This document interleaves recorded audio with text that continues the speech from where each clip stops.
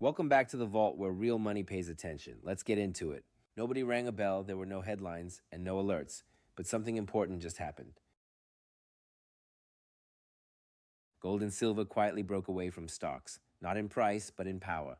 The old ratios finally snapped. Silver versus the S&P and gold versus the S&P. Multi-decade downtrends, just gone. That's not a trade, that's a regime change. Stocks can keep rising in dollar terms, but underneath, hard assets just reclaim the throne.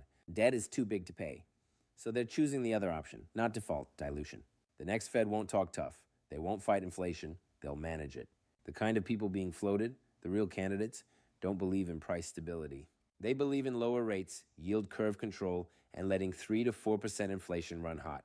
This isn't by accident, but by design. Negative real yields, permanent intervention, QE without the name. Savers don't get rescued in this system, they get taxed quietly.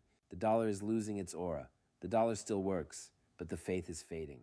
Deficits exploding, politics unstable, debt math impossible, even allies are getting nervous. Countries that trusted the system for decades are quietly asking for their gold back. Not in speeches, but in shipments. That's not symbolism, that's positioning. When credibility weakens, diversification accelerates. And when diversification accelerates, gold becomes neutral ground. It's not a trade. It's an insurance policy against the system itself. This isn't about stocks crashing. It's about what outperforms them. Financial assets depend on promises, while hard assets depend on physics. One can be printed, the other has to be mined. And when the system chooses inflation over discipline and repression over defaults, capital doesn't panic, it rotates. Quietly, patiently, inevitably. Final line.